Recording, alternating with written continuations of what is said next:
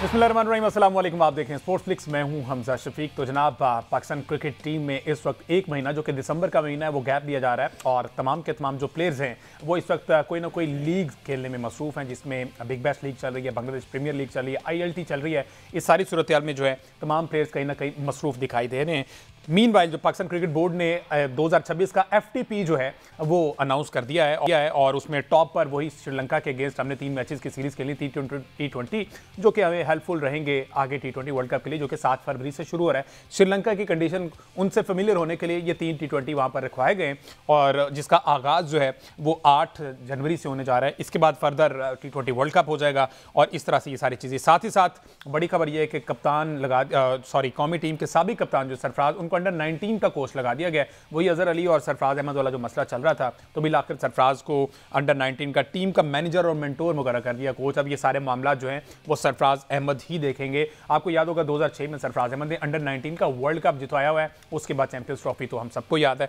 साथ ही साथ जनाब PSL के बारे से बहुत अच्छी खबर है। पूरी दुनिया के जो टॉप के प्लेयर्स हैं, जिन्हें आप क्रीम कह सकते हैं, जो मनमाने प्लेयर होते हैं तमाम लीग्स के, उनकी ख्वाहिश होती है कि ये प्लेयर हमारे पास आ जाए। इवन IPL ने उनको 8-8, 9-9 साल दिए हैं, उन्होंने वहाँ पे IPL में मुख्तलिफ टीम को सर्व किया है और महंगे तरीन खिलाड़ी अब वो कह रहे हैं कि जनाब हम IPL नहीं खेलेंगे, हम उस विंडो में, चूंकि विंडो सेम है, हम उस विंडो में PSL को प्रेफर करेंगे, जिसमें बड़े बड़े नाम, फाफ डु प्लेसी का नाम सबसे ऊपर आ रहा है, उसके बाद मोइन अली ने अपनी अवेलेबिलिटी शो कर दी है। तो ये वो नाम है जो T20 लीग्स में जाने माने नाम है और इनको पूरी कोशिश होती है IPL मैनेजमेंट की कि सबसे पहले इनको सिक्योर किया जाए। तो इस दफ़ा इनके अलावा और बड़े नाम हैं, उस पर हम बात करेंगे। चूंकि इंडिया की बात हो रही है तो मामला जो हैं गौतम गंभीर के साथ रोहित शर्मा और विराट कोहली के, अभी तक भी कोई वीडियोस भी हमें देखी कि विराट कोहली जो है वो इग्नोर करते हुए चल दिए और वो देखते ही रह गए। गौतम गंभीर कोच है, तो गौतम गंभीर का जो एरा है ना वो कुछ डिस्टर्बेंस क्रिएट कर रहा है इंडियन क्रिकेट को लेके।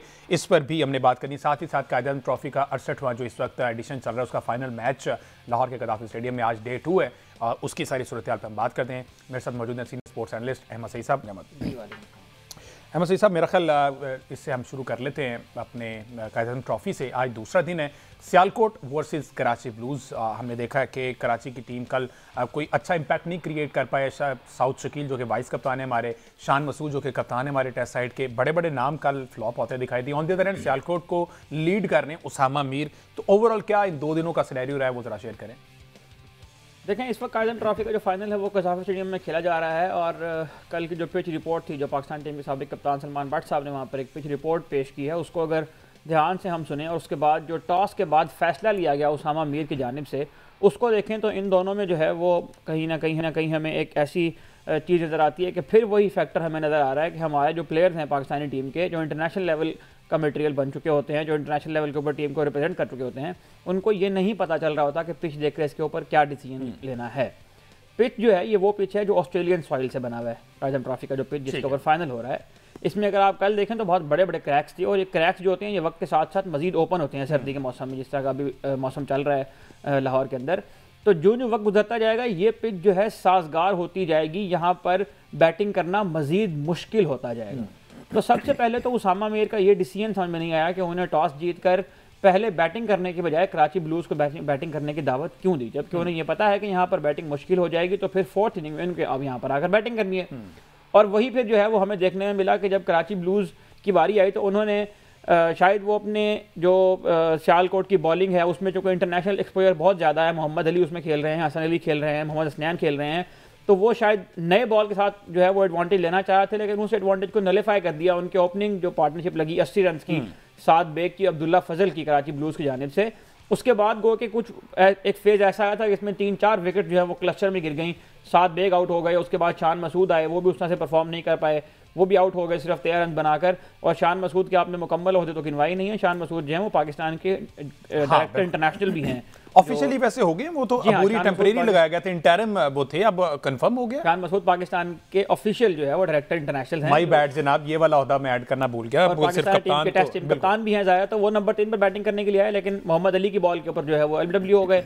हारून भी रन नहीं बना पाए। उसके बाद साउथ शकील आया, वो 2 बॉलें उन्हें खेली, वो भी आउट हो गए। लेकिन उसके बाद जो है वो अब्दुल्ला फजल और उस्मान खान, इन दोनों के एक 98 रन की पार्टनरशिप थी जिसने मुश्किलात से निकाला कराची ब्लूज़ को। और जब कल का दिन ख़त्म हुआ था तो 285 फॉर 6 था कराची ब्लूज़, और ये मतलब पिच की अगर कंडीशन को देखें, उसके हिसाब से इनकी बैटिंग को देखें तो वो एक फॉर्मिडेबल स्कोर जो है वो अचीव करने में कामयाब हो गए थे। जबकि अगर हम देखें तो उसके अगेंस्ट जो बॉलिंग लाइनअप है सियालकोट की, उसमें बहुत ज़्यादा हमें एक्सपीरियंस नजर आता है। उसामा मीर इसके कप्तान हैं, 3 फास्ट बॉलर पाकिस्तान की तरफ से खेल चुके हैं इस टीम के अंदर। Hasan Ali loads of experience जो है वो रखते हैं, 7-8 साल के उनकी इंटरनेशनल क्रिकेट हो गई है। तो ये सारे वो प्लेयर हैं जिनसे इससे बेहतर की तवक्को की जाती थी। और आज सुबह फिर जब वो आए दूसरे दिन के खेल के, तो मोहम्मद अली ने बहुत शानदार बॉलिंग की और उन्होंने जो है वो 25-30 रन के अंदर उस पूरी टीम को जो है वो आउट किया। तो 340 रन जो है वो उन्होंने बनाए कराची ब्लूज ने पहले खेलते हुए। यहाँ पर एक बात मैं बता दूं, कराची ब्लूज जो है वो अगर इसको विन करता है ट्रॉफी को, तो ये 10वीं बार ट्रॉफी जीतने वाली पहली टीम बन जाएगी कराची ब्लूज की। जबकि कराची ब्लूज सितम ज़रीफ़ी ये है कि कराची ब्लूज की टीम ओरिजिनली उन 6 टीम में शामिल थी ही नहीं, कि जब उन्होंने एक पीसीबी ने ये कहा था कि सिर्फ 6 टीमें जो है वो हिस्सा लेंगी। अच्छा। उसके बाद टीमों की तादाद को बढ़ाकर जो है वो 8 किया गया। उसके बाद 8 से भी 10 टीमों की तादाद को जब बढ़ाया गया तो फिर कराची ब्लूज की टीम जो है वो उन 10 टीमों का। अच्छा, तो ये कराची के जो सारे ये अभी इस वक्त जो खेल रहे हैं, इनको किस में एडजस्ट किया गया जब ये 6 टीमों वाली बात हुई थी? देखें, ये जो पहले टीम बनी थी, ये जाहिर है कि उस मॉडल के तहत टीमें आ रही थी जो इससे पहले का जो पीसीबी के अंदर एरा था, जो ये कहता था कि 6 टीमें होनी चाहिए ऑस्ट्रेलियन मॉडल के ऊपर। तो उसमें जब वो टीमें, तो फिर कराची से जाहिर है कि एक ही टीम आ सकती है, ज़्यादा टीमें नहीं आ सकती। लेकिन कराची का इंफ्रास्ट्रक्चर अगर हम देखें, कराची का जो नंबर ऑफ प्लेयर्स हैं, कराची का जो प्लेयर्स का पूल है वो हम देखें, तो ये बात बिल्कुल समझ में आने वाली है कि कराची से ज़्यादा टीमें ही आनी चाहिए, क्योंकि वो बड़ा शहर है, वहाँ इंफ्रास्ट्रक्चर ज़्यादा है, वहाँ पर लड़के क्रिकेट खेलने वाले ज़्यादा हैं। सेम इज़ विद लाहौर, जो जितने भी बड़े बड़े शहर हैं उनके अंदर जाहिर है कि आपको इस तरह से टीमें बनती हुई नज़र आती हैं। लेकिन जो पीसीबी में बैठे हुए हैं लोग, जो हमारे डायरेक्टर डोमेस्टिक हैं, वो ज़ाहिर है खुद उनका कोई ऐसा एक्सपोजर नहीं है कि उन्हें, वो तो मेरा ख्याल है गली का वाले के टूर्नामेंट का भी उन्हें ऑर्गेनाइज नहीं करवाया होगा क्रिकेट का। तो उन्हें जो जितनी समझ बूझ थी उनकी चीज़ों की, या जो एडवाइज़र उनके साथ काम कर रहे हैं, उन्होंने अगर इनको बताया होगा, क्योंकि पर्ची सिस्टम बहुत ज़्यादा चलता है पीसीबी के अंदर, आप वाकिफ़ हैं इस सारे मामले से, तो जो उनको रिकमेंडेशंस दी गई, जो एडवाइस उनको दी गई, उसके अंदर ये उन्हें ये बात समझ आई होगी। लेकिन जब वो ये डिसीजन ले बैठे तो फिर उन्हें लगा कि ये तो जो ट्रेडिशन है और जो हेरिटेज है कायज़म ट्रॉफी का, वो इससे ज़्यादा का डिमांड करता है। और पाकिस्तान में जो हमारे पास इस वक्त टैलेंट की कमी है, प्लेयर्स के पूल की जो कमी है, उसको भी अगर देखा जाए तो ज़्यादा की डिमांड ही होनी चाहिए थी। तो ये जो कराची ब्लूज की टीम है, ये 9वें-10वें नंबर के ऊपर जाकर जो है वो क्वालिफाई करने में कामयाब हो गई थी। और अब ये वो टीम है जो कायज़म ट्रॉफी का फाइनल यहाँ पर खेल रही है। बिल्कुल। सियालकोट रीजन की टीम जो है वो दिफाई चैंपियन भी है कायज़म ट्रॉफी की, वो डिफेंडिंग मुहिम भी अपनी उनकी जारी है। पिछले सीजन में इनके कप्तान जो है वो इमाद भट्ट थे, जिन्होंने फाइनल में ऑल राउंड परफॉर्मेंस दी थी, बहुत अच्छी परफॉर्मेंस का मुजाहरा किया था। इस साल न जाने पता नहीं वो कहाँ गायब हो गए हैं, शायद पीसीबी का ये क्राइटेरिया है, जिस तरह से सुफियान मुकीम 4 उसको छुट्टी न मिली, जिसे सबक याद किया उसको बुला दिया, सबक यानी बुला दिया। शायद उनको उसी क्राइटेरिया के मुताबिक रखा जा रहा है जिस तरह हमारे स्पिनर्स को रखा जा रहा है आजकल पाकिस्तान की टीम में। तो इस साल जो है वो उसामा मीर इनकी टीम कप्तानी कर रहे हैं। और टीम की अगर आप इनकी 11 देखें, लाइनअप देखें, तो इसमें भी आपको बहुत अच्छे, बहुत बड़े बड़े नाम नजर आते हैं, इंटरनेशनल प्लेयर्स भी हैं इसके अंदर। लेकिन इनकी जो बॉलिंग है वो कंपैरेटिवली ज़्यादा बेहतर नजर आती है। उसामा मीर का जो ये डिसीजन है पहले बैटिंग करने वाला, ये इसलिए भी समझ में ना आने वाला है कि आपकी जब स्ट्रेंथ जो है ना वो बॉलिंग है, तो आपको 4th इनिंग में वो चीज़ चूज़ करनी चाहिए जहां पर आप अगली टीम को जाकर ब्रेक कर सकते हैं। आपको वहां पर बैटिंग नहीं करनी चाहिए थी, आपको वहां पर बॉलिंग करनी चाहिए थी 4th इनिंग में।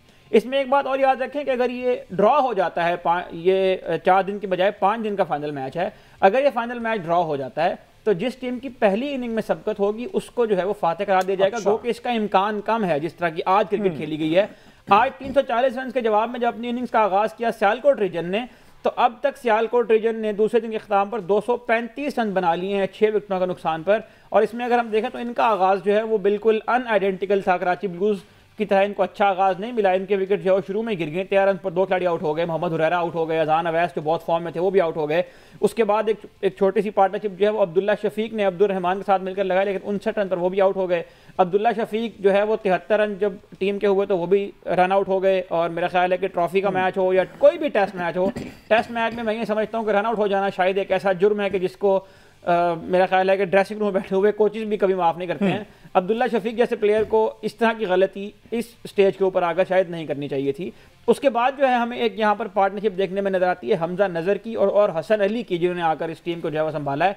हसन अली 29 रन बनाकर नॉट आउट है। हमजा जो है वो उन्होंने भी 62 रन खेल लिए हैं। उससे पहले मोहसिन रियाज ने एक 50 रन की इनिंग्स खेली है। तो अब 235 रन पर 6 खिलाड़ी आउट हैं और 95 रन की मजीद जो है वो 105 रन की मजीद सबकत जो है वो हासिल है कराची ब्लूज को। और अगर कल के दिन में आके 50 रन 60 रन मजीद ऐड करने में कामयाब होती है सियालकोट की टीम, तो दूसरी इनिंग्स जो है वो यकीनन देखने के काबिल होगी। और इस टेस्ट मैच के ड्रॉ होने के इम्कान अब बहुत ही कम है, अनटिल कोई ऐसी बारी लगे या कोई ऐसा मौसम के अंदर तब्दीली पैदा हो कि मैच का थोड़ा सा डिले हो। इस मैच का नतीजा जो है मुतवक्के है, और अभी तक इस मैच में कराची ब्लूज का मैं समझता हूं कि पल्ला थोड़ा सा भारी है उस डिसीजन की वजह से जो उसामा मीर ने टॉस के वक्त किया था। अच्छा, अब ये कोई भी कायद-ए-आज़म ट्रॉफी का सीजन जब एंड होता है तो बहुत सी उम्मीदें होती हैं कि हमें, ये जाहिर है एक पूरा टूर्नामेंट लड़कर ये प्लेयर्स जो हैं फाइनल तक पहुंचे हैं। अब इस फाइनल के बाद जैसे आपने अब्दुल्ला शफीक का नाम लिया, हुरैरा का नाम लिया, ये हमजा नज़र हैं, इन्होंने बहुत स्ट्रगल की हुई है। अच्छा, और ऐसे प्लेयर्स हैं क्या हम इन कंडीशंस को देखते हुए क्या इन्होंने इतना सीखा है कि ये इंटरनेशनल क्राइटेरिया को मीट कर सके? अब्दुल्ला शफीक की क्या वापसी हो सकती है? क्योंकि हम तो यही कहते हैं ना कि वापस जाए, डोमेस्टिक में परफॉर्म करें और आ जाए, तो डेफिनेटली इन लोगों ने परफॉर्म किया तो ही इनकी टीमें फाइनल्स में हैं। तो क्या अब हम इस कारकर्दगी की बुनियाद पर, क्या ये वो कारकर्दगी है जो इंटरनेशनल क्राइटेरिया को मीट करे, हम इनको प्लेइंग 11 का हिस्सा बनाने के लिए काबिल हो सकते हैं? देखिए, इसमें ये तो एक तवील डिबेट है और इस डिबेट का ताल्लुक जो है वो आपके डोमेस्टिक इंफ्रास्ट्रक्चर के साथ है। ऐसा नहीं होता है कि आप सिर्फ जो है वो कायद-ए-आज़म ट्रॉफी के सीज़न खिला दें और सिर्फ खाना पूरी करने के लिए या रिपोर्ट में लिखने के लिए कि इस प्लेयर ने जो है वो इतने मैच खेले कायद-ए-आज़म ट्रॉफी के। जब आप डोमेस्टिक किसी को खिला रहे होते हैं तो उसका फिर एक प्लान देना होता है, और प्लान उन लोगों ने देना होता है जिनसे आप ये तवक्को रखते हैं कि उनको प्लेयर डेवलपमेंट का काम आता है। पाकिस्तान में अनफॉर्चुनेटली जो कोचिंग का क्राइटेरिया है वो प्लेयर डेवलपमेंट के गिर्द होकर नहीं आता। वो कोचिंग क्राइटेरिया जो है वो सिर्फ और सिर्फ एक कोचिंग कोर्स हासिल कर लेने के बाद आपको कुछ लोगों की पर्ची चाहिए होती है जिसकी बुनियाद पर आप पाकिस्तान में जो है वो कहीं भी कोचिंग कर सकते हैं। तो ये ठीक बात है कि डोमेस्टिक से ही प्लेयर तैयार होते हैं। डोमेस्टिक क्रिकेट जो है वो बुनियादी तौर पर नर्सरी है प्लेयर बनाने की, लेकिन उस नर्सरी के अंदर भी ज़ाहिर है काम करने वाले माली अगर कंपिटेंट नहीं है तो वो नर्सरी अच्छे पौधे नहीं दे पाएगी। आपने जिन प्लेयर्स को, फॉर एग्जाम्पल आपने पाकिस्तान की टीम से हसन नवाज को भेजा कि आप जाकर वहाँ पर वक्त गुजार के हैं, हसन नवाज के बारे में फिर कोई रिपोर्ट पीसीबी ने ली है उन कोचेस से जिन्होंने उनको भेजा था कि आपकी ये शॉर्ट कमिंग्स थी, इन शॉर्ट कमिंग्स को आप इस तरह से पूरा कर सकते हैं। हसन नवाज की जो इनिंग सामने आई है कायद-ए-आज़म ट्रॉफी की, वो अगर आप देखें तो मेरा ख्याल है कि वो तो क्लब क्रिकेट का कोई प्लेयर हो वो भी उससे बेहतर इनिंग खेल लेगा अगर 4 डे क्रिकेट की बात हो, रेड बॉल की बात हो। इसी तरह पाकिस्तान अब्दुल्ला शफीक की अगर आपने बात की, अब्दुल्ला गो के बहुत टेक्निकली बहुत साउंड प्लेयर हैं, बहुत उनका एक्सपीरियंस भी है और पाकिस्तान के लिए भी खेल चुके हैं, डोमेस्टिक भी खेलते रहते हैं, लेकिन अब्दुल्ला भी जाहिर है उन प्लेयर्स में से आते हैं जिनको कम बैक करवाने के लिए वहां पर भेजा गया है। तो जिस प्लेयर को कम बैक करवाने के लिए भेजा जाता है उसको फिर बताया जाता है कि आप ये शॉर्ट कमिंग्स हैं, आपने इसके ऊपर काम करना है। लेकिन यहाँ तो हाल ये है कि बाबर आजम 3 साल से स्पिन के अगेंस्ट स्ट्रगल कर रहे हैं और वो उनका मसला कोई कोच यहाँ पर हल नहीं कर पाया है। तो ये देखना पड़ेगा पीसीबी को कि जो लोग कोचिंग कर रहे हैं इन डोमेस्टिक के अंदर, बहुत अच्छे कोचेज भी हैं, ऐसा नहीं है कि सारे मतलब किसी की सिफारिश के ऊपर लगे हैं। ऐसे कोच भी हैं कि जो कई अरसे से ग्रास रूट के अंदर काम कर रहे हैं, लेकिन वो उस तरह से नुमाया नहीं हो पाते क्योंकि उनको उस तरह से अपॉर्चुनिटीज नहीं मिलती, या अपॉर्चुनिटी अगर मिल भी जाए तो उनको उस स्टेज के ऊपर अपॉर्चुनिटी नहीं मिलती जहां वो डिजर्व करते हैं, क्योंकि वहां पर ऐसे लोग बैठे होते हैं जो किसी की आशीर्वाद लेकर आए होते हैं, किसी की पर्ची लेकर आए होते हैं। अच्छा, अब ये जो ऑस्ट्रेलियन सॉइल यूज हो रही है, क्या इन प्लेयर्स के लिए कोई नया एक्सपीरियंस है? ये क्या पहली दफ़ा ऑस्ट्रेलियन सॉइल पर ये फाइनल मैच खेला जा रहा है जिसमें क्रैक्स, और इस मौसम में वो क्रैक्स मजीद आपने कहा कि वो बढ़ते जाते हैं, तो इसमें बॉलर्स को तो हेल्प मिलती डेफिनेटली, कभी भी बॉल ब्रेक हो जाता है, इसमें इस सेंस में बैटर के लिए खासी मुश्किल होती है। क्या ये पहला एक्सपीरियंस है? अगर ये पहला एक्सपीरियंस तो इससे क्या पाकिस्तान क्रिकेट का फ़ायदा है इस ऑस्ट्रेलियन सॉइल से? देखिए, सबसे पहली बात तो ये है कि ऑस्ट्रेलियन सॉइल का मतलब ये नहीं है कि आप यहाँ पर आकर वो पिचेस बना लें जो ऑस्ट्रेलिया में होती हैं। उसकी वजह ये है कि वेदर का डिफरेंस है, इसमें जो सरफेस है उसका डिफरेंस है और किस तरह से उसको यूज़ किया गया है, पिच क्यूरेटर इवन जो है वो किस तरह का मिजाज रखता है, ये सारी चीज़ें इसके अंदर जो है वो ऐड हो रही होती हैं। लेकिन ये जो पिच है ये वो पिच है जो पीएसएल में भी इस बार इस्तेमाल हुआ था। ये जो ऑस्ट्रेलियन सॉइल वाला पिच है, कसाफी स्टेडियम में पिछले 1 साल में जो क्रिकेट खेली गई है उसमें मुतवातिर ये वाला पिच इस्तेमाल होता रहा है, तो प्लेयर इससे फेमिलियर हैं। लेकिन बात यह है कि जब आपके प्लेयर्स, खासतौर पर वो प्लेयर्स जो जिन्होंने टीमों की कप्तानी करनी है, ये जो इंटरनेशनल लेवल के ऊपर पाकिस्तान को रिप्रेजेंट कर चुके हैं, उनकी बेसिक्स का ही अगर ये हाल होगा कि उन्हें पिच देखकर ये तय करना नहीं आ रहा है कि यहाँ पर बैटिंग करनी है या बॉलिंग करनी है, तो फिर सामने जो मर्जी पिच हो, फिर कोई ऑस्ट्रेलियन सॉइल हो या कोई श्रीलंकन सॉइल हो या कोई पाकिस्तानी सॉइल हो, बिल्कुल ठीक है, तो समझ गया, बिल्कुल ठीक है। दूसरी बड़ी खबर जी, अहमद सईद साहब, सरफराज अहमद, वही अजहर अली और सरफराज अहमद वाला मामला, वो तो पीसीबी ने गवारा नहीं समझा, मुनासिब नहीं समझा उनको जवाब देना।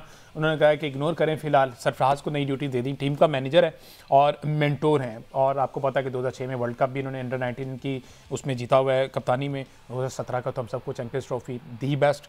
तो इनकी जो खिदमात है, ऑल्दो ये पहले मेंटोर रह चुके हैं, पाकिस्तान सर्किट का हिस्सा रह चुके हैं, पीसीबी मैनेजमेंट का हिस्सा रह चुके हैं, अब इनकी कप्तानी में अंडर 19 एशिया कप टूर्नामेंट 12 से 21 दिसंबर तक होने जा रहा है इनकी कोचिंग में, ठीक है ना। फौरी तौर पर क्या कोचिंग इंप्लीमेंट हो रही है, मेंटोर ये साथ जा रहे हैं जो इस टूर्नामेंट में शुरू हो रहा है, तो अगर ये अब अपॉइंट होते हैं और अब ये साथ जा रहे हैं और 12 दिसंबर से इसका आगाज़ हो रहा है, तो क्या प्लेयर्स के लिए इतना ईजी है कई नए आने वाले बंदे को अपने अंदर एडजस्ट करना, उसकी इंस्ट्रक्शंस पर चलना, इससे पहले वाला कुछ और कह रहा होगा, ये कुछ और कह रहा होगा, तो इतने नैरो मार्जिन में क्या प्लेयर्स ये चीज़ें अडैप्ट कर पाएंगे? देखें, इसका जवाब तो वो लोग दे सकते हैं जो पाकिस्तान ए टीम और अंडर 19 को प्लान करते हैं। सबसे पहला सवाल तो ये होना चाहिए कि अंडर 19 टीम के कितने टूर हुए हैं पिछले 1-2 सालों के अंदर। आपको उसका जवाब जो है वो नफ़ी में मिलेगा। कोई ऐसा काबिल जिक्र टूर नहीं है अंडर 19 में जहाँ पर आपको किसी कोच या मेंटोर के तकर्रुर की ज़रूरत पेश आए। जबकि दूसरी तरफ हम देखते हैं तो जितनी बड़ी बड़ी क्रिकेटिंग नेशंस हैं, ऑस्ट्रेलिया है, साउथ अफ्रीका है, इंडिया है, न्यूजीलैंड है, इनकी ए टीम में अंडर 19 की टीम मुतवातिर टूर कर रही होती है, कहीं ना कहीं खेल रही होती है और स्ट्रॉन्ग टीम्स होती हैं। जी हाँ, क्योंकि उनको पता है कि नर्सरी यही है, प्लेयर यहाँ से बनने हैं और इनके साथ फिर वो प्लेयर इस तरह के लगाते हैं जो राहुल द्रविड़ हैं, वीवीएस लक्ष्मण है, इस तरह के प्लेयर उनको जब जाकर सिखाते हैं तो फिर उसका नतीजा जो है वो सामने आते हैं। और इस तरह के प्लेयर्स क्या हमने सरफराज भाई को, अजहर अली को नहीं लगाया, ये कोई छोटे मोटे प्लेयर हैं? देखिए, ये इनका कैलिबर ही बहुत अच्छा है, इनके पास बहुत अच्छा रिकॉर्ड है। खासतौर पर अजहर अली जो है वो टेस्ट क्रिकेट में पाकिस्तान के शायद चंद बड़े बैटर्स में से हैं। Azhar Ali triple century score कर चुके हैं, 97 टेस्ट मैचेस खेलने का तजुर्बा रखते हैं। सरफराज अहमद पाकिस्तान टीम कप्तान हैं, उनकी बैक पर सक्सेस स्टोरी है। एक मुनफरिद रन आउट का भी तजर्बा रखते हैं अजहर अली साहब तो टेस्ट क्रिकेट में, तो तजर्बा वाकई ये खासा है। जी हाँ, तो अब ये जो तकर्रिया हो, ये तो आप यूं कह लीजिए कि ये इमरजेंसी में लिया गया एक डिसीजन है, क्योंकि इससे पहले 5-6 लोग ट्राई करके देख लिए गए थे, किसी के साथ भी जो है वो अगर आप मेरे से सच सुनना चाहते हैं, अंदर की बात सुनना चाहते हैं, तो फिर मैं आपको ये बताता हूँ कि सरफराज अहमद जो है वो उन 3-4 लोगों का हिस्सा हैं जिन्होंने अंडर 19 की टीम, अब जाहिर है कि अजहर अली को इससे निकाला गया था, कॉन्फ्लिक्ट ऑफ इंटरेस्ट था, उनके बेटे का नाम 30 लोगों में आ गया था। अच्छा, अब आप देख लीजिएगा सरफराज अहमद आएंगे तो उन 30 लोगों में अजहर अली के बेटे का नाम फिर भी शामिल होगा, क्योंकि अजहर अली, असद शफीक, सरफराज अहमद, मिसबाह के 3-4 लोग में अगर ढके छुपे अल्फाज में आपको बता दूं तो ये वो लोग हैं जो इन 30 नामों को फाइनल करेंगे। और उसमें सरफराज अहमद जो है वो इसलिए सबसे सूटेबल है कि सरफराज अहमद की तकर्री के ऊपर कोई बात ज़्यादा इसलिए नहीं हो सकती कि सरफराज एक सक्सेसफुल कैप्टन रहे हैं। मैं यहाँ पर सरफराज अहमद की जो कोचिंग है या जो उनकी सलाहियत है उसको नगेट नहीं कर रहा हूँ, ये बहुत अच्छा डिसीजन है अपनी एसेंस के अंदर।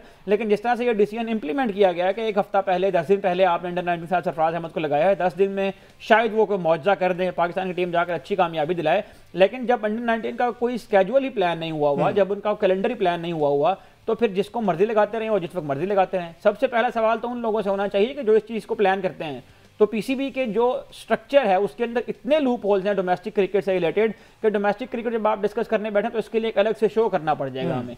सरफराज अहमद की अगर आप बात कर रहे हैं तो डेफिनेटली बहुत बड़ा नाम। सरफराज अहमद ने अंडर 19 में पाकिस्तान को वर्ल्ड कप जितवाया, 2006 कोलंबो में पाकिस्तान ने एक तारीखी फाइनल जीता था जिसमें अनवर अली ने 5 खिलाड़ी आउट किए थे, मैच मैच भी हुए थे। वो 71 रन पर ऑल आउट हो गई थी इंडिया की टीम, 110 रन हालांकि उनको सिर्फ हासिल करने थे। लेकिन सरफराज अहमद की कप्तानी की वजह से, उनकी जो टैक्टिकल अवेयरनेस थी गेम की, उसकी वजह से उन्होंने जिस तरह से अपने बॉलर्स का इस्तेमाल किया, 19 ओवर में इंडिया की ऑल टीम जो है वो आउट हो गई थी। उसके बाद सरफराज अहमद ने पाकिस्तान को चैंपियंस ट्रॉफी जितवाई, ओवल के मैदान के अंदर पाकिस्तान की टीम को फतेहयाब करवाया। और जब एक ऐसा आदमी जिसकी बैक पर सक्सेस स्टोरीज हों, वो जब जाके यंग लॉर्ड के सामने, तो फिर हम कह सकते हैं कि right man for the right job, motivation ही अलग होती है। ये इस हवाले से बिल्कुल right man for the right job है, लेकिन जो तकर्री और अपॉइंटमेंट का प्रोसीजर है, जो तरीका है, उसके ऊपर शायद दोबारा नजरसानी होनी चाहिए। बिल्कुल ठीक है जी, ब्रेक लेते हैं। ब्रेक के बाद आते हैं तो जरा एफटीपी जो कि फ्यूचर टूर प्लान शेयर किया गया पीसीबी की जानिब से पाकिस्तान क्रिकेट टीम का, उस पर बात करते हैं। और साथ ही साथ हमने बात करनी है आईपीएल वर्सेस पीएसएल, क्योंकि क्यों बड़े प्लेयर जो है आईपीएल छोड़कर अब पीएसएल आना चाहते हैं। एक ब्रेक बाद stay with us. Welcome back ji. बात हो रही है पाकिस्तान क्रिकेट के हवाले से, और 2026 के लिए जो एफटीपी है वो पीसीबी की जानिब से रिलीज कर दिया गया, जिसमें पहला जो दौरा है वो दौरा है श्रीलंका है। 3 T20 मैचेस की सीरीज खेलने के लिए पाकिस्तान क्रिकेट टीम ने श्रीलंका जाना है, क्योंकि ये वर्ल्ड कप की तैयारियों के हवाले से भी ये अहम दौरा समझा जा रहा है, जिसमें 7, 9 और 11 जनवरी को T20 मैचेस होंगे और ये दम्बुला में ये सीरीज़ खेली जानी है। और पाकिस्तान के वर्ल्ड कप के मैचेस जो हैं वो कैंडी और कोलंबो में, ऑल्दो सेम वेन्यू नहीं है लेकिन वेदर और एटमॉस्फेयर सेम मिल जाएगा, कुछ ना कुछ हेल्प मिल जाएगी पाकिस्तान क्रिकेट टीम को वहाँ की चीज़ें अडैप्ट करने में। ऑल्दो कोई खासी मुश्किल नहीं है, पाकिस्तान ने बहुत क्रिकेट खेली हुई है श्रीलंका में, उन कंडीशन से ऑलरेडी वो फेमिलियर हैं। साथ ही साथ फर्दर आगे जो फ्यूचर टूर प्लान में सीरीज़ शेयर की गई हैं ऐसे सब, इसके बाद 7, 9 और 11 ये 3 T20 हैं। उसके बाद एक पूरा गैप आ गया जनवरी के महीने में, उसमें टीम क्या कर रही है, और उसके बाद हमने फेब में जाना जी वर्ल्ड कप के लिए। देखें, सबसे पहली बात तो ये है कि पाकिस्तान के जो आपने ये बता दिया है कि इस 1 महीने की छुट्टी है, ये छुट्टी उस तरह से नहीं है, सारे प्लेयर कहीं ना कहीं जो है वो लीग खेलने जा रहे हैं, तो प्लेयर मसरूफ तो है, ठीक हो गया। पाकिस्तान क्रिकेट टीम की जो पहली असाइनमेंट है 2026 की, वो श्रीलंका के साथ है। श्रीलंका जाना है पाकिस्तान ने। 7 तारीख को पाकिस्तान ने पहला मैच खेलना है, 9 तारीख को दूसरा और 11 तारीख को तीसरा मैच। ये तीनों मैच दम्बुला के स्टेडियम में खेले जाएंगे। और पाकिस्तान क्रिकेट जाने से ये कहा गया है कि ये हम इसलिए कर रहे हैं कि हमने वर्ल्ड कप की तैयारी करनी है। पिछले 6 महीने में पाकिस्तान ने बहुत ज़्यादा T20 क्रिकेट खेली है और अब पाकिस्तान ने 2 और सीरीज़ तय की हैं वर्ल्ड कप से पहले, एक श्रीलंका के साथ और एक सीरीज़ जो है पाकिस्तान को ऑस्ट्रेलिया के साथ खेलनी है 3 मैचेस की वर्ल्ड कप से कबल। तो तैयारियों के सिलसिले में जहाँ तक आप कहें तो फॉर्मेट भी अलाइन है और कंडीशन का भी जो है वो श्रीलंका की कंडीशन में, जो कि पाकिस्तान ने मैच खेलने हैं, तो इस लिहाज से तो ये एक अच्छी सोच हो सकती है कि लेकिन पाकिस्तान का जो रिकॉर्ड है माजी का, वो ये बताता है कि 2024 के वर्ल्ड कप से पहले ही पाकिस्तान ने 6 महीने सिर्फ T20 क्रिकेट खेली थी, लेकिन उसके बाद 2024 के वर्ल्ड कप में जाकर जो है वो हमारे साथ जो USA से हार गए थे। जी हाँ, वो मेरा ख्याल है कि यहाँ बताने की जरूरत नहीं है क्योंकि वो काबिल शर्म बात थी। तो अनफॉर्चुनेटली इस तरह की जो तैयारियाँ होती हैं, इन तैयारियों में भी एक मरतबा फिर ये बात सामने आती है कि आपकी जो प्लानिंग है वो अलाइन नहीं करती है उन गोल्स के साथ जो आप अचीव करना चाहते होते हैं। दम्बुला में पाकिस्तान को जो मैच खेलने हैं, इसमें याद रखें कि पाकिस्तान ने वर्ल्ड कप के अपने मैचेस जो हैं वो कोलंबो और कैंडी के स्टेडियम्स के अंदर खेलने हैं। इसमें यकीनन ये कहा जा सकता है कि पाकिस्तान को इनमें से किसी स्टेडियम में मैच खेलना चाहिए था, लेकिन इसमें कोई बहुत ज़्यादा फ़र्क इस वजह से नहीं होता कि श्रीलंका में मतलब वेदर सेम होगा, कंडीशन जो है तकरीबन सेम होगी, तो पाकिस्तान को तैयारी करने का मौका तो मिलेगा। लेकिन उसके बाद पाकिस्तान की टीम को दोबारा यहाँ आना है ऑस्ट्रेलिया के साथ सीरीज़ के लिए और फिर दोबारा वापस श्रीलंका जाना है। तो ये वाली जो प्लानिंग है ये मुझे अभी तक समझ में नहीं आई है कि इसमें क्या फार्मूला है और इसमें क्या लॉजिक है। ऑस्ट्रेलिया के साथ अगर आपने खेलना ही था तो आप एक बार यहाँ खेलते, उसके बाद आप जाके ऑस्ट्रेलिया का अगर इस तरह का श्रीलंका की कोई कमिटमेंट्स हो, श्रीलंका की किसी और के साथ सीरीज हो, तो ये कोई इस तरह की सूरत डेफिनेटली पीसीबी नहीं देती। तो पाकिस्तान फिर आजकल ट्राई सीरीज खेलना भी तो माहिर बना हुआ है ना, तो पाकिस्तान ट्राई सीरीज खेल लेता है जाके। लेकिन ये बात समझ में नहीं आती है कि एक बार आप श्रीलंका जा रहे हैं, फिर आप वापस आ रहे हैं, फिर दोबारा आप श्रीलंका जो है, गो के बहुत दूर नहीं है, लेकिन जाहिर है कि प्लेयर्स को ट्रैवल तो करना है ना, और ट्रैवल करने की फटीग होती है। ट्रैवल करने की फटीग जो है वो शायद समटाइम्स T20 मैच खेलने से भी ज़्यादा होती है। तो इसमें इंजरी कंसर्न भी बहुत ज़्यादा हो सकते हैं और हमारे जो फास्ट बॉलर्स के इश्यूज चल रहे हैं उसको भी अगर हम सामने रखें, क्योंकि शफलिंग बहुत ज़्यादा होती है पाकिस्तान के T20 स्क्वाड में। स्पिनर्स की बात करें, फास्ट बॉलर्स की बात करें, साइम अयूब के अलावा मेरा ख्याल है कि हर प्लेयर जो है वो पाकिस्तान में रिप्लेस हो सकता है, लेकिन वो भी रिप्लेस इस शर्त पे होगा कि उसको एक मैच में आराम देने के बाद बगैर कोई किसी जगह परफॉर्म किए, बगैर किसी ऐसी परफॉर्मेंस के जो उसने प्रीवियस मैचों में दी होगी, उसको दोबारा वापस टीम में ले आया जाएगा। तो ये एक साइकिल से चल रहा है पाकिस्तान में। देखते हैं इसके तहत क्या हम अच्छे की उम्मीद करते हैं। उम्मीद है पाकिस्तान की टीम जो है इस वर्ल्ड कप में पिछले वर्ल्ड कप से बेहतर परफॉर्मेंस का मज़ा अच्छे की उम्मीद तो बिल्कुल करते हैं जी। PSL 11 के लिए अच्छी खबरें ये हैं कि जनाब पूरी दुनिया से जो प्लेयर्स हैं सही साहब वो आप रजिस्ट्रेशन करवा रहे हैं PSL के लिए। आपको पता है कि सेम टाइम पे सेम विंडो में उधर IPL भी चलना है, ठीक है। IPL ना खेलने की वजह अभी तक जो 3 नाम मेरे सामने आए हैं, मोइन अली है, फाफ डु प्लेसी हैं साउथ अफ्रीका के जो हैं, और ग्लेन मैक्सवेल भी हैं जनाब। ये वो प्लेयर्स हैं जिन्होंने अभी तक जो है अपनी अवेलेबिलिटी शो कर दी है, PSL में रजिस्ट्रेशन करवा ली है। इसके अलावा डेफिनेटली बड़े नाम और भी मुंतज़िर होंगे जो पाकिस्तान सुपर लीग के इंतज़ार में बैठे हुए हैं। तो अब टीम्स भी ज़्यादा होने जा रही हैं, हमें प्लेयर्स चाहिए भी हैं, तो प्लेयर्स के पास अपॉर्चुनिटी है। वहाँ पे IPL में जहाँ तक मुझे लगता है कि पिछले कुछ 6-7 महीनों में इंडिया अपनी साख खो बैठा है तमाम चीज़ों में, चाहे वो सियासी हालात हो, चाहे वो मीडिया से रिलेटेड हो, चाहे वो खेल के मैदान से हो।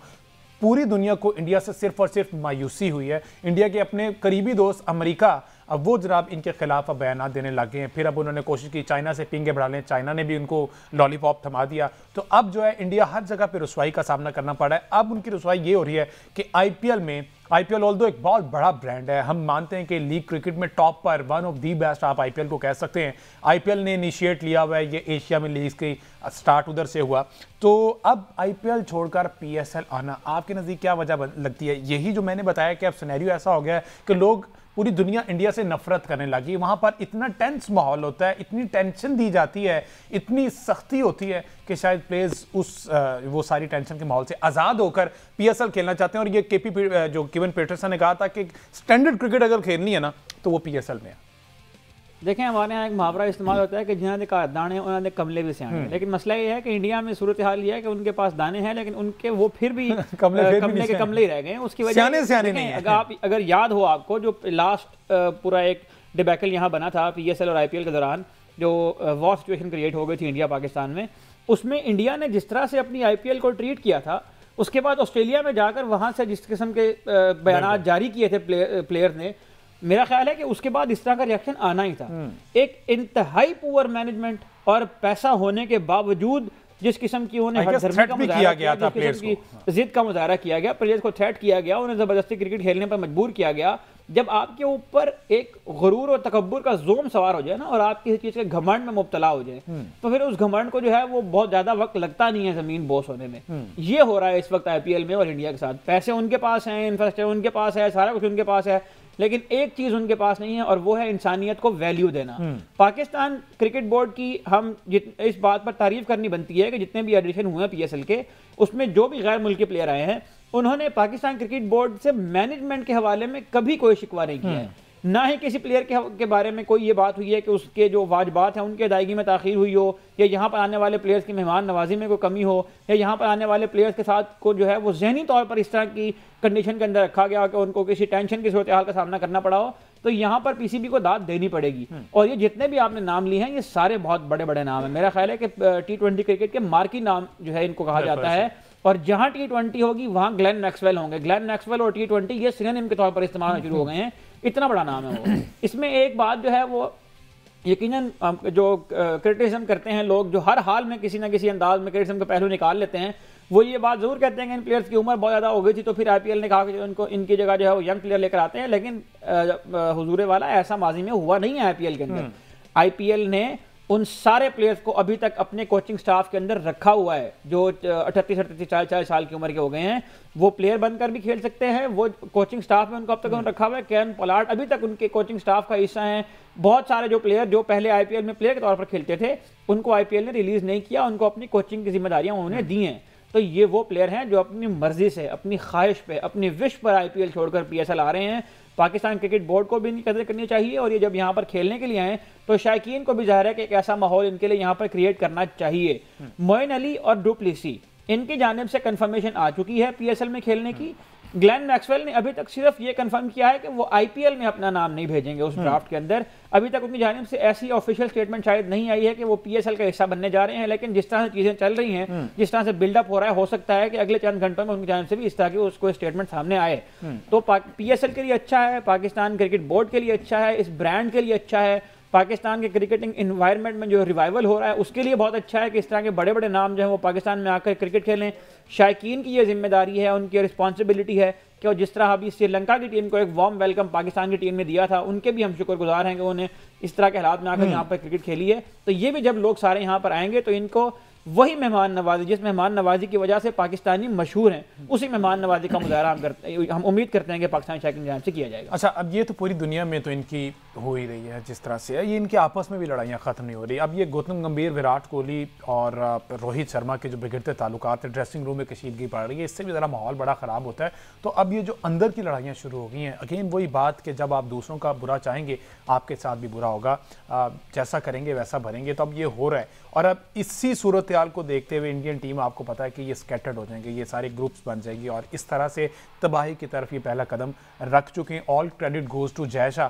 तो ये जो मामला चल रहे हैं, हालांकि ये मैच पहला जीत गए ओडीआई जिसमें आउटस्टैंडिंग परफॉर्मेंस रही विराट कोहली की भी, रोहित शर्मा की भी। गालिबन 57 रन की इनिंग्स के लिए रोहित ने और 137 की इनिंग्स, क्या कमाल इनिंग्स खेली है कोहली की जानिब से। तो अब ये मसला इनका क्या चल रहा है?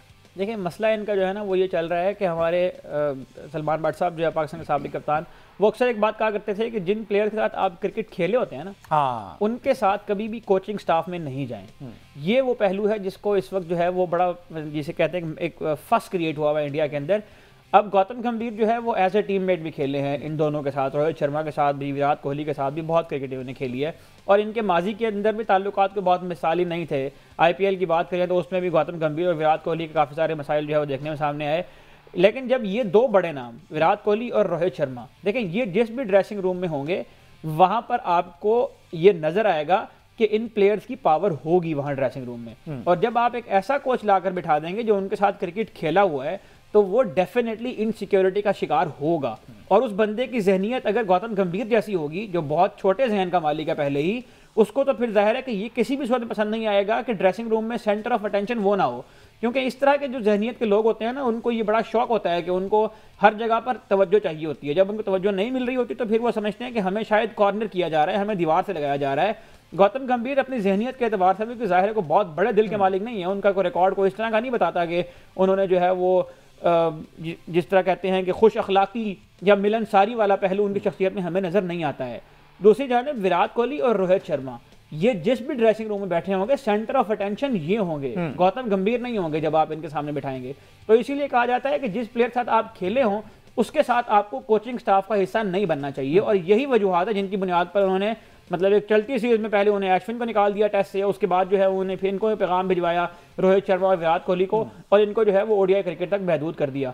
तो ये प्रॉब्लम मुझे तो ये लग रहा है कि इसमें जो अल्टीमेटली नतीजा निकलेगा वो गौतम गंभीर की सेकंड की शक्ल में निकलेगा। और डेफिनेटली उनकी परफॉर्मेंस भी इस तरह की है नहीं कि उनको कंटिन्यू किया जाए। और गौतम गंभीर वो तो इस वजह से हैं कि वो बीजेपी के साथ अलायंस है उनका, उनके मेंबर हैं, इस वजह से उनकी रोजी रोटी लगी हुई है। लेकिन इन प्लेयर्स ने जब स्टैंड लेना स्टार्ट किया तो अब रोहित इसके जो गौतम गंभीर के वो दिन डेफिनेटली अब गिने जा चुके हैं। और इस तरह का अगर फर्स्ट क्रिएट करेंगे, इस तरह का माहौल बनाएंगे तो डेफिनेटली टीम प्लेयर्स जो हैं वो डिस्टर्ब तो होंगे, और उससे अगर टीम प्लेयर्स डिस्टर्ब होंगे तो उसका रिजल्ट वही निकलेगा जो साउथ अफ्रीका ने आपके साथ किया है। आपके घर में घुसकर 2 इसकी सीरीज में आपको वाइट वॉश करने का उनको मौका मिला, उन्होंने किया। बहरहाल दूसरों के लिए गड़ा खोदेंगे तो आप उसमें गिर जाएंगे। इंडिया इस वक्त उस गड्ढे में गिर चुका है और इंशाल्लाह अगर ये ऐसे बुरा करता रहेगा तो इनके साथ मजीद बुरा होगा। मुझे दीजिए इजाजत, अल्लाह हाफ़िज़।